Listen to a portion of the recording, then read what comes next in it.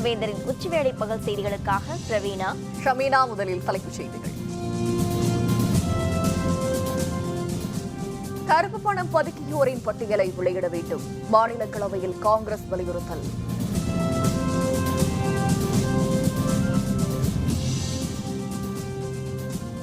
சில தொழிலதிபர்களின் அரசை நடத்துகிறார். மோடி மீது ராகுல் காந்தி குற்றச்சாட்டு.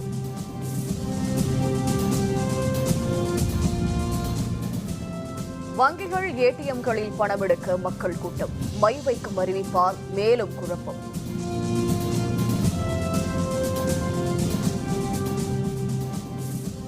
செல்லாதென்ற அறிவிப்பால் கூட்டுறவு வங்கிகள் கடன் சங்கங்கள் முடக்கம். மத்திய அரசு மீது தமிழக அரசு குற்றச்சாட்டு.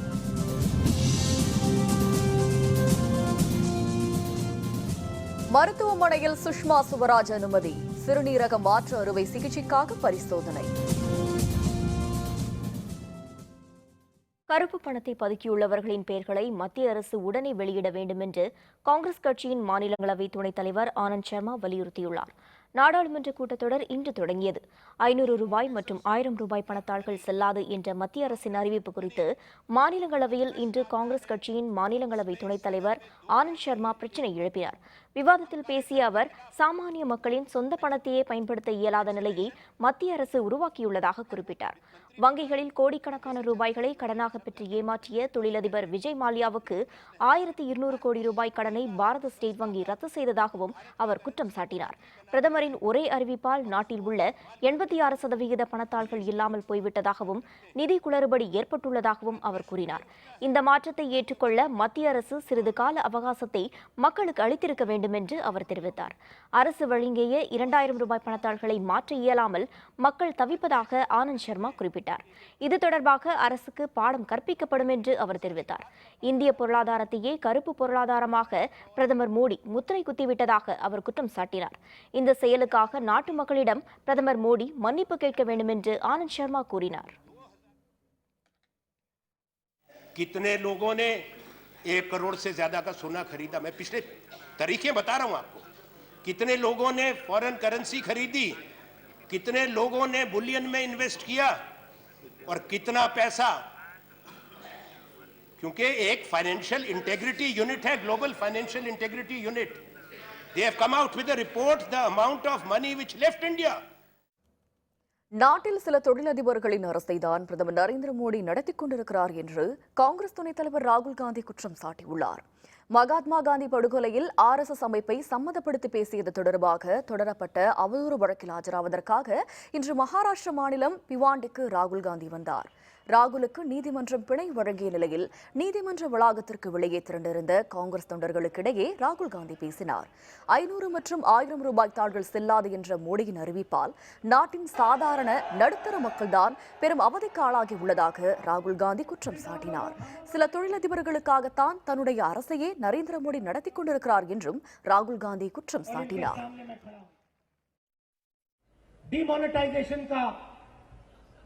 निर्णय लिया, डिसीजन लिया. आप सबको कष्ट हो रहा है, आप लाइन में लगे हो. कोई आपको अमीर व्यक्ति, हजारों करोड़ रुपए वाला व्यक्ति दिखाई दे रहा है लाइन में? மறைந்த உறுப்பினர்கள் மற்றும் தலைவர்களுக்கு இரங்கல் தெரிவித்த பின்னர் மக்களவை நாள் முழுவதும் ஒத்திவைக்கப்பட்டுள்ளது. நாடாளுமன்ற குளிர்கால கூட்டத்தொடர் இன்று துவங்கியது. இதில் ரூபாய் 500, 1000 ரூபாய் நோட்டுகள் வாபஸ் பெறப்பட்டது. காஷ்மீர் பதற்ற நிலை, ராணுவத்தினருக்கு ஒரே பதவி ஒரே ஓய்வூதியம் வழங்கும் விவகாரம் உள்ளிட்டவைகள் தொடர்பாக குரல் எழுப்ப எதிர்க்கட்சிகள் திட்டமிட்டன. ஆக்கப்பூர்வமான வெளிப்படையான விவாதங்கள் நடக்கும் என பிரதமர் மோடியும் நம்பிக்கை தெரிவித்திருந்தார். இந்நிலையில் இரு அவைகளிலும் மறைந்த உறுப்பினர்களுக்கு இரங்கல் தெரிவிக்கப்பட்டு மௌன அஞ்சலி செலுத்தப்பட்டது. மக்களவையில் மறைந்த உறுப்பினர்களுக்கு இரங்கல் தெரிவிக்கப்பட்டு நாளை காலை வரை ஒத்திவைக்கப்பட்டுள்ளது. மாநிலங்களவையில் இரங்கல் தீர்மானத்திற்கு பிறகு அவை துவங்கியதும் 500 ரூபாய் 1000 ரூபாய் பணத்தாள்கள் திரும்பப் பெறப்பட்ட விவகாரம் தொடர்பாக பேச எதிர்க்கட்சிகள் அனுமதி கேட்டன. இதற்கு அனுமதி மறுத்த மாநிலங்களவை துணைத் தலைவர் குரியன் கேள்வி நேரத்தை ஒத்திவைத்தார். பழைய ரூபாய் நோட்டுகளை ஒருவரை மீண்டும் மீண்டும் மாற்ற வருவதை தடுக்கும் வகையில் விரலில் மை வைக்கும் முறை அறிமுகப்படுத்தப்படுவதாக மத்திய அரசு நேற்று அறிவித்தது. ஆனால் சென்னையில் உள்ள ரிசர்வ் வங்கியின் மண்டல அலுவலகத்துக்கு இன்னமும் மை வரவில்லை. ரிசர்வ் வங்கி வளாக நிலைமை பற்றிய விரிவான விவரங்களை தருகிறார் நமது செய்தியாளர் காசையத். கடந்த 8ஆம் தேதி நள்ளிரவு முதல் 500 ரூபாய் 1000 ரூபாய் நோட்டுகள் செல்லாது என அறிவிக்கப்பட்டது. இதனால் பழைய 500 ரூபாய் 1000 ரூபாய் நோட்டுகளை மாற்றுவதற்காக பெரிதும் சிரமப்பட்டு வருகிறார்கள். தங்களது பணிகளுக்கு கூட செல்ல முடியாமல் அதிகாலையிலேயே வங்கிகளின் வாசலில் வரிசையில் நின்று காத்திருந்து பணத்தை பெற்று வருகிறார்கள்.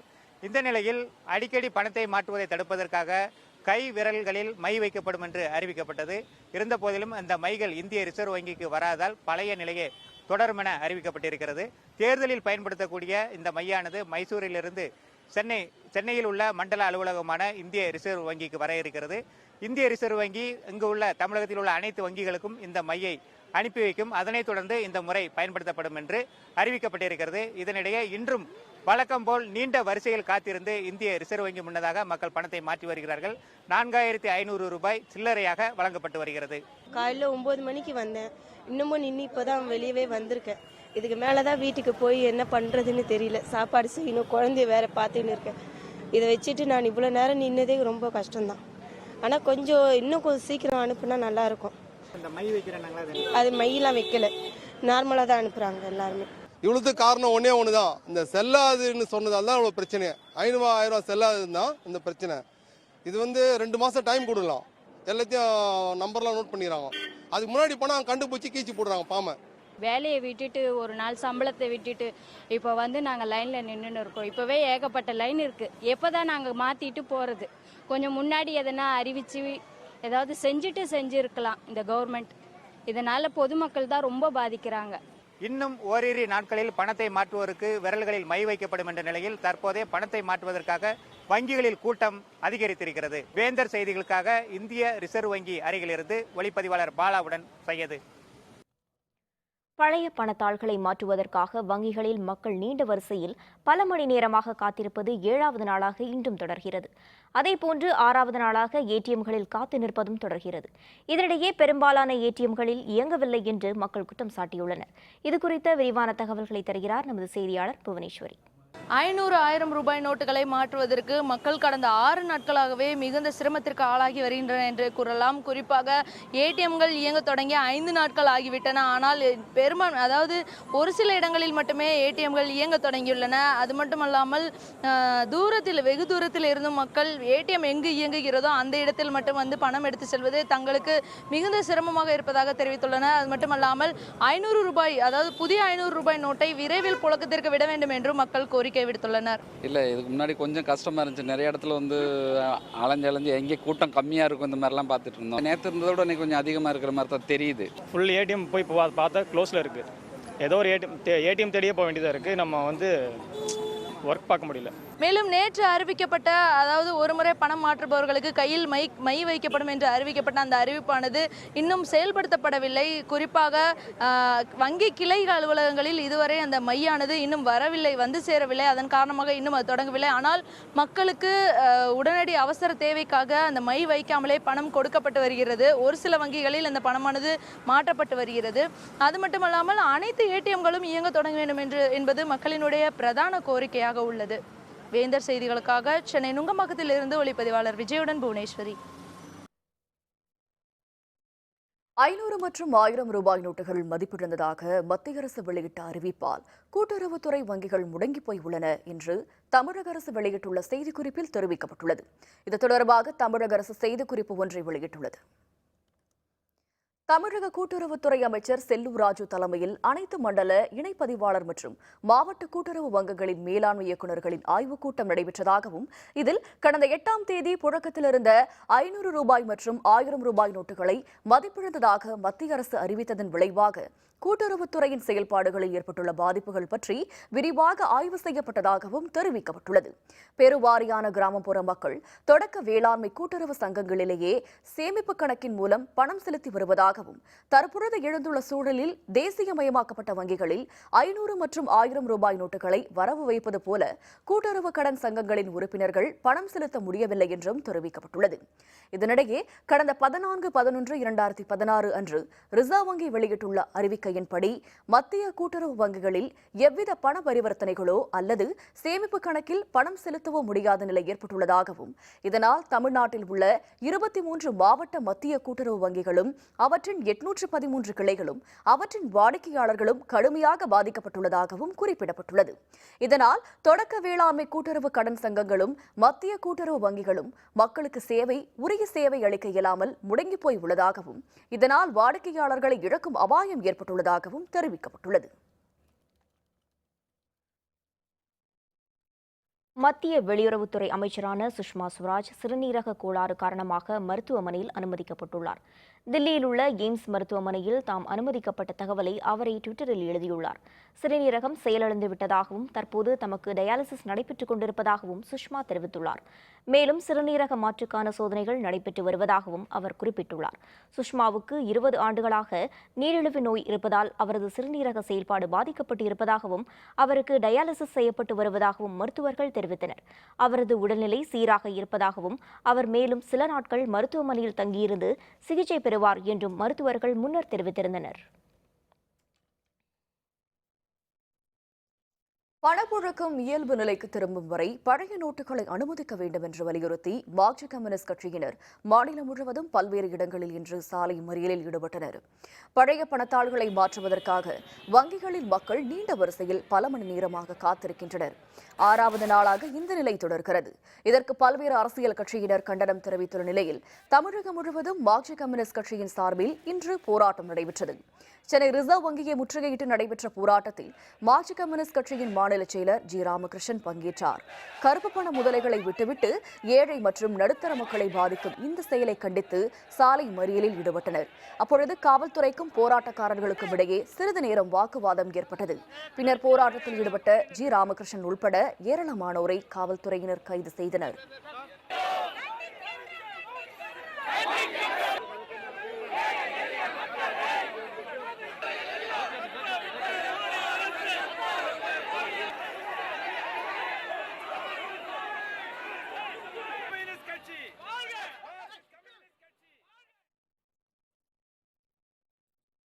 ஆயிரம் 500 ரூபாய் தாள்கள் செல்லாது என்ற அறிவிப்புக்கு எதிர்ப்பு தெரிவித்து திருநெல்வேலியிலும் மார்க்சிய கம்யூனிஸ்ட் கட்சியினர் ஆர்ப்பாட்டம் நடத்தினர். திருநெல்வேலியில் ஜங்ஷன் பழைய சந்திப்பு அருகே வங்கியொன்றை முற்றுகையிட வந்த மார்க்சிய கம்யூனிஸ்ட் கட்சி தொண்டர்களுக்கும் காவல்துறையினருக்கும் தள்ளுமுள்ளி ஏற்பட்டது. இதைத் தொடர்ந்து இதே பகுதியில் அமர்ந்து மறியல் போராட்டத்திலும் கட்சி தொண்டர்கள் ஈடுபட்டனர். இதனால் சிறிது நேரம் பரபரப்பு ஏற்பட்டது. இதைத் தொடர்ந்து தொண்டர்களை காவல்துறையினர் கைது செய்து கொண்டு சென்றனர்.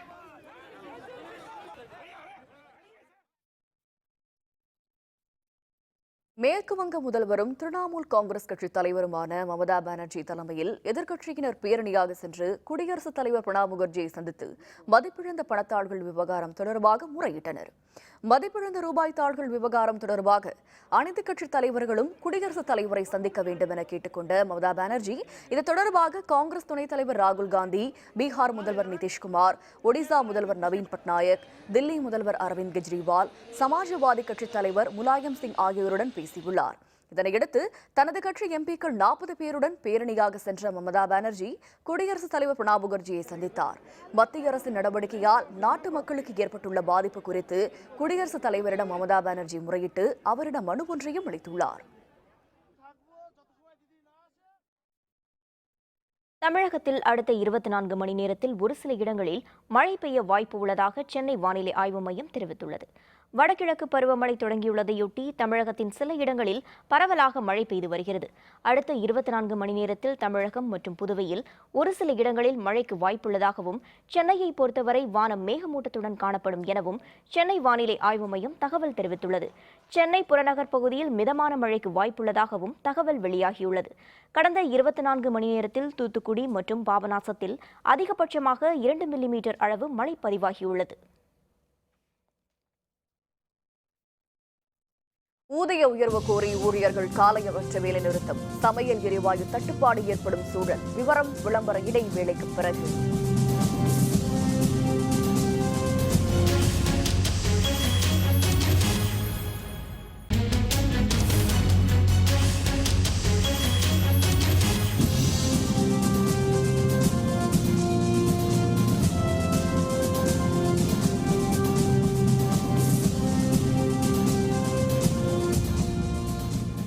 செய்திகள் தொடர்கின்றன. சென்னை உயர்நீதிமன்றத்தில் 3 பேர் இன்று புதிய நீதிபதிகளாக பதவியேற்றுக் கொண்டனர். அவர்களுக்கு தலைமை நீதிபதி எஸ்.கே. கவுல் பதவி பிரமாணம் செய்து வைத்தார்.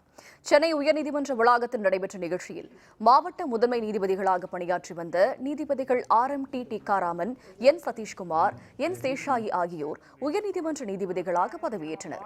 தலைமை நீதிபதி எஸ்.கே. கவுல் புதிய நீதிபதிகள் 3 பதவி பிரமாணம் செய்து வைத்தார். நிகழ்ச்சியில் தமிழ்நாடு பார் கவுன்சில் தலைவர் டி. செல்வம் மற்றும் உயர்நீதிமன்ற வழக்கறிஞர்கள் உள்ளிட்டோர் கலந்து கொண்டனர். 3 நீதிபதிகள் பதவியேற்றதை அடுத்து சென்னை உயர்நீதிமன்ற நீதிபதிகளின் எண்ணிக்கை 57ஆக உயர்ந்துள்ளது. The duties of my office without fear or favor, affection or ill will, that I will uphold the Constitution and the laws, and that I will uphold the Constitution and the laws.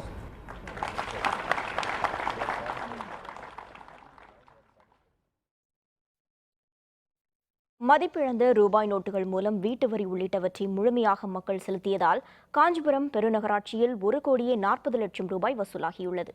500 மற்றும் 1000 ரூபாய் நோட்டுகள் செல்லாது என்று கடந்த 8ஆம் தேதி இரவு அறிவிக்கப்பட்டது. கையிருப்பில் உள்ள மதிப்பிழந்த ரூபாய் நோட்டுகள் மூலம் மின்சார கட்டணம், வீட்டு வரி உள்ளிட்டவற்றை செலுத்தவும் காலக்கெடு நிர்ணயிக்கப்பட்டது. இதனையடுத்து காஞ்சிபுரம் பெருநகராட்சி சார்பில் வீட்டு வரி, சொத்து வரி உள்ளிட்டவற்றை மதிப்பிழந்த ரூபாய் நோட்டுகள் மூலம் செலுத்தலாம் என விளம்பரப்படுத்தப்பட்டது.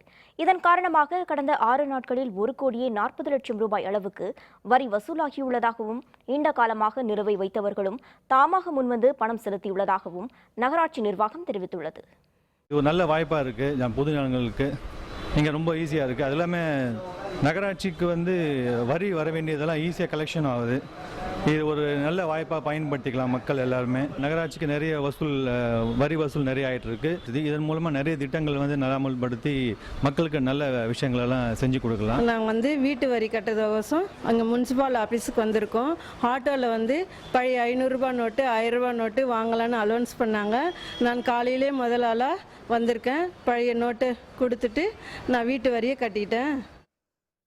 திருவள்ளூர் மாவட்டத்தில் இந்தியன் ஆயில் நிறுவன ஒப்பந்த தொழிலாளர்கள் ஊதிய உயர்வு, பணி நிரந்தரம் உள்ளிட்ட கோரிக்கைகளை வலியுறுத்தி காலவரையற்ற வேலை நிறுத்தத்தில் ஈடுபட்டுள்ளனர். திருவள்ளூர் மாவட்டம் அத்திப்பட்டு புதுநகரில் இயங்கி வரும் இந்தியன் ஆயில் பெட்ரோலிய நிறுவனத்தில் 48 ஒப்பந்த தொழிலாளர்கள் எரிவாயு நிரப்பும் பணியில் ஈடுபட்டுள்ளனர். இந்நிலையில் தங்களுக்கு கடந்த 4 ஆண்டு காலமாக ஊதிய உயர்வு, பணி நிரந்தரம் உள்ளிட்ட அடிப்படை வசதிகளை நிர்வாகம் செய்து தரவில்லை என்று கூறி தொழிலாளர்கள் வாயிலின் முன்பு அமர்ந்து போராட்டத்தில் ஈடுபட்டனர். போராட்டக்காரர்கள் டேங்கர் லாரிகளை வெளியே செல்ல விடாமலும், நிரந்தர தொழிலாளர்களை பணிக்கு செல்ல விடாமலும் தடுத்தனர். காவல்துறையினர் போராட்டத்தில் ஈடுபட்டவர்களுடன் பேச்சுவார்த்தையில் ஈடுபட்டனர். பின்னர் அத்தியாவசிய தேவையான சமையல் எரிவாயு லாரிகள் வெளியே அனுப்பப்பட்டன. இருப்பினும் இப்பிரச்சினைக்கு இறுதி முடிவு எடுக்கும் வரை போராட்டம் தொடரும் என தொழிலாளர்களின் அறிவிப்பால் சமையல் எரிவாயு தட்டுப்பாடு ஏற்படும் சூழல் ஏற்பட்டுள்ளது. எங்களுக்கு சம்பள உயர்வு, போதுமான அடிப்படை வசதி, பணி நிரந்தரம் அதெல்லாம் பண்ணுற சொன்னாங்க. இதுவரை எந்த ஒரு செயல்பாடும் அவங்க ஈடுபடல. பேச்சுவார்த்தை நிறைய வாட்டி நடந்திருக்கு. இருந்தாலும் அவங்க நம்ம பக்கம் எந்த இதுவும் பேசலை. அதனால் நாங்கள் வேலை நிறுத்தம் பண்ணுறோம். அந்த வேலை நிறுத்தம் அவங்க எங்களுக்கு எல்லாம் பண்ணி முடிக்கிற வரை அந்த வேலை நிறுத்தம் தொடரும். ஒரு நாள் லீவ் போட்டால் எங்களுக்கு 4 நாள் சம்பளம் பிடிக்கிறாங்க. தரதே 8,000 ரூபாய் 7,000 ரூபாய் சம்பளம் தான். ஆனால் அதில் எங்களுக்கு ஒரு நாள் நாங்கள் ஞாயிற்றுக்கிழமை லீவ் போட்டால் எங்களுக்கு 3 நாள் சம்பளம் எக்ஸ்ட்ரா பிடிக்கிறாங்க. இருக்கிற விலைவாசியில் எங்களுக்கு அதை கட்டுப்படுத்தவே முடியாது. இங்கே எங்களை ஒரு அடிமை மாதிரி நடத்துகிறாங்க. எங்களுக்கு இது முடிவு கிடைக்கிற வரைக்கும் நாங்கள் இந்த போராட்டத்தை கைவிடவே மாட்டோம். எங்களுக்கு இந்த முடிவு கிடைக்கணும். கோபிச்செட்டிப்பாளையத்தில் கடந்த 15 நாட்களாக குடிநீர் வழங்கவில்லை என கூறி 200க்கும் மேற்பட்ட பொதுமக்கள் ஊராட்சி அலுவலகம் முற்றுகையிட்டனர். கோபிச்செட்டிப்பாளையம் அருகே உள்ள புலவக்காளிப்பாளையம், இந்திரா நகர், பெருமாகவுண்டன் வலகு பகுதிகளில் கடந்த 3 மாத காலமாக முறையாக குடிநீர் விநியோகம் செய்யப்படவில்லை என கூறி பொதுமக்கள் தொடர்ந்து ஊராட்சி அலுவலகத்தில் முறையிட்டனர். இந்நிலையில் இதற்கு தகுந்த நடவடிக்கை எடுக்காத காரணத்தால் 200க்கும் மேற்பட்ட பொதுமக்கள் காலி குடங்களுடன் ஊராட்சி அலுவலகத்தை முற்றுகையிட்டதால் 1 மணி நேரம் சாலையில் போக்குவரத்து பாதிக்கப்பட்ட நிலையில் முறையாக குடிநீர் வழங்காவிட்டால் சாலை மறியலில் ஈடுபட போவதாகவும் தெரிவித்தனர். எங்கள் ஊரில் 3 மாதமாக தண்ணி பிரச்சனையாக இருக்குது. குடிக்கிற தண்ணிக்கு ரொம்ப சிரமமாக இருக்குது. தண்ணி சரியாக வராதனால குழந்தைகளுக்கு போர் தண்ணி அந்த தண்ணியை மாற்றி கொடுத்து நிறைய குழந்தைங்க உடம்பு சரியில்லாமல் ஆகுறாங்க. ரொம்ப சிரமமாக இருக்குது. 3 மாதமாக நாங்களும் எல்லாத்துக்கும் இன்றைக்கி சரியாயிரும், நாளைக்கு சரியாயிரும் எல்லாத்துட்டையும் சொல்கிறேன். ஆனால் இதுக்கான ஸ்டெப்பு யாருமே எடுக்க மாட்டேங்கிறாங்க. தண்ணியே எங்களுக்கு வர்றது இல்லைங்க. அடிப்படை வசதி தண்ணி தான். ஆனால் தண்ணியே எங்களுக்கு கிடைக்கிறது இல்லை. காலையில் எத்தனை 2 குடம் வருது. அப்படி இருந்தாலும் எங்களுக்கு தண்ணி போதிய அளவு எங்களுக்கு கிடைக்கிறது இல்லைங்க. பஞ்சாயத்து அலுவலகத்தை நாங்கள் முற்றை எடுக்கிறதுக்கு வந்திருக்கிறோம். நாங்கள் அப்படியே தண்ணி வள்ளின்னு எங்களுக்கு சாலை மறியல் பண்ணிட்டு போனாங்க. குழந்தைகள் நாளை முன்னிட்டு பெரம்பலூரில் அரசு பள்ளிகளில் சுவரில் ஓவியம் வரையும் நிகழ்வில் திரளான மாணவ மாணவிகள் கலந்து கொண்டனர். மாவட்டத்தின் மொத்தமுள்ள 4 வட்டங்களில் உள்ள 145 பள்ளிகளில் சுவரில் ஓவியம் வரையும் நிகழ்வு நடைபெற்றது. இதில் 6ஆம் வகுப்பு முதல் 9ஆம் வகுப்பு வரை பயிலும் திரளான மாணவ மாணவிகள் கலந்து கொண்டு இயற்கை காட்சிகள், தேச தலைவர்கள், மழைநீர் சேகரிப்பு உள்ளிட்ட தலைப்புகளில் பல்வேறு ஓவியங்களை சுவரில் வரைந்தனர். இந்த நிகழ்வு மூலம் தங்களின் கலைத்திறனை வெளிப்படுத்தும் வகையில் வாய்ப்பு கிடைத்திருப்பதாக மாணவ மாணவிகள் தெரிவித்தனர். பெரம்பலூர் மாவட்டத்தில் 145 பள்ளிகளில் பள்ளி சுவரத்தில் ஓவிய வரைகிற நிகழ்வு நடைபெறுது. மாணவர்களின் ஓவிய திறனை வெளிப்படுத்தவும் இந்த போட்டி நடைபெறுது. 6 முதல் 9 வகுப்பு மாணவர்கள் வரை இந்த போட்டி நடைபெறுது. இதன் மூலம் பள்ளி சுவர் சுத்தமாகவும் மாணவர்களின் திறனை வெளிப்படவும் முடியுது.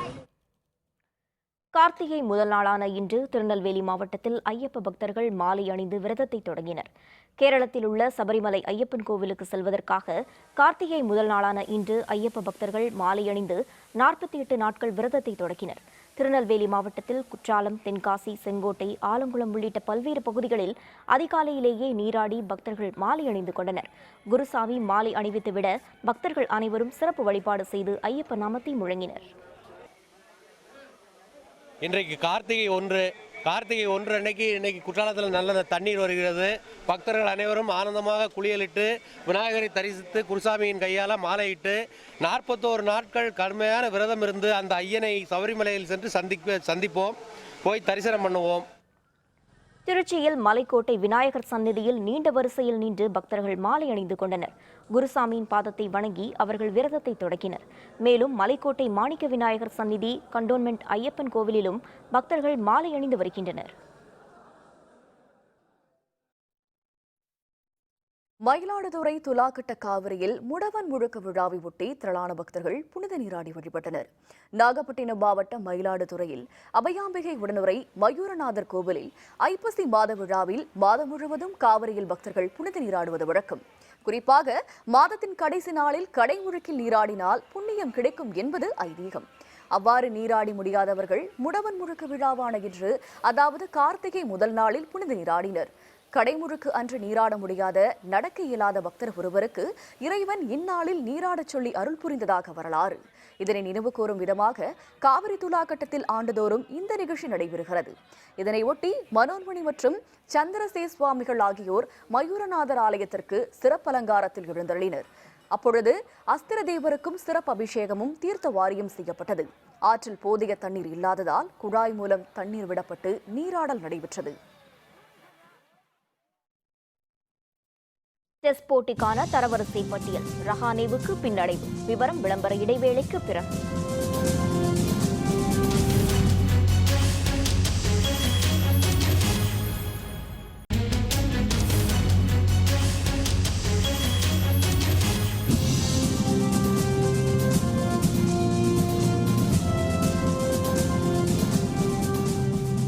செய்திகள் தொடர்கின்றன. இனி அயலக செய்திகள்.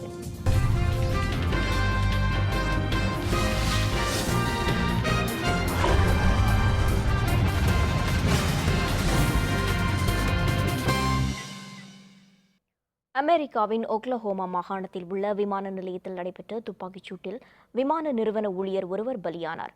அமெரிக்காவில் துப்பாக்கிச்சூடு சம்பவங்கள் அதிகரித்து வருகிறது. ஒக்லஹோமா மாகாணத்தில் உள்ள வில் ரோஜர்ஸ் விமான நிலையத்தில் துப்பாக்கிச்சூடு சம்பவம் நடைபெற்றது. இந்த சம்பவத்தில் தென்மேற்கு விமான நிறுவன ஊழியரான மிக்கேல் வின்செஸ்டர் என்பவர் கொல்லப்பட்டார். இவர் சுட்டுக் கொல்லப்பட்டதற்கு காரணம் குறித்து காவல்துறையினர் விசாரணை மேற்கொண்டுள்ளனர். துப்பாக்கிச்சூடு சம்பவத்தால் விமான நிலையத்தில் பதற்றம் ஏற்பட்டது. துப்பாக்கியால் சுட்ட அடையாளம் தெரியாத நபரை தேடும் பணியில் காவல்துறையினர் ஈடுபட்டுள்ளனர். இந்த சம்பவத்தை அடுத்து வில் ரோஜர்ஸ் விமான நிலையத்தில் வரும் அனைத்து விமானங்களும் ரத்து செய்யப்பட்டதுடன் விமான நிலையமும் தற்காலிகமாக மூடப்பட்டது.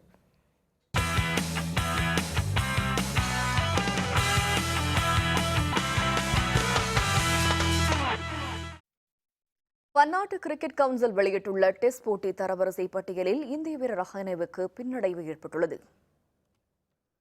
பன்னாட்டு கிரிக்கெட் கவுன்சில் வெளியிட்ட வீரர்களின் தரவரிசை பட்டியலில் பேட்டிங் வரிசையில் இதற்கு முன்பு 5வது இடத்திலிருந்த இந்திய வீரர் ரஹானே தற்பொழுது 4 இடங்களில் பின்தங்கி 9வது இடத்தில் உள்ளார்.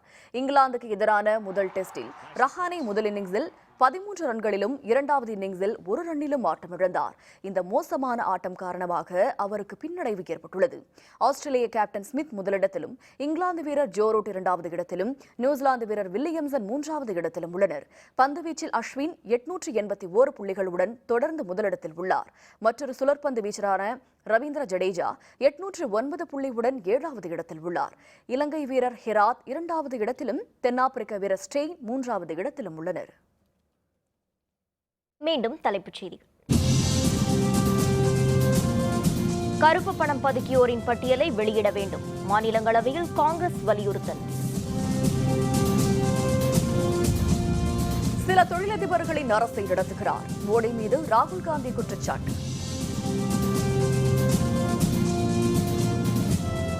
வங்கிகள் ஏடிஎம்களில் பணம் எடுக்க மக்கள் கூட்டம். மை வைக்கும் அறிவிப்பால் மேலும் குழப்பம். செல்லாதென்ற அறிவிப்பால் கூட்டுறவு வங்கிகள், கடன் சங்கங்கள் முடக்கம். மத்திய அரசு மீது தமிழக அரசு குற்றச்சாட்டு. மருத்துவமனையில் சுஷ்மா ஸ்வராஜ் அனுமதி. சிறுநீரகம் மாற்று அறுவை சிகிச்சைக்காக பரிசோதனை. இத்துடன் வேந்தரின் உச்சிவேளை பகல் செய்திகள் நிறைவடைந்தன. மீண்டும் மாலை 5:30 மணிக்கு வேந்தரின் அந்திமாலை தொடர் செய்திகளில் சந்திப்போம். வணக்கம். வணக்கம்.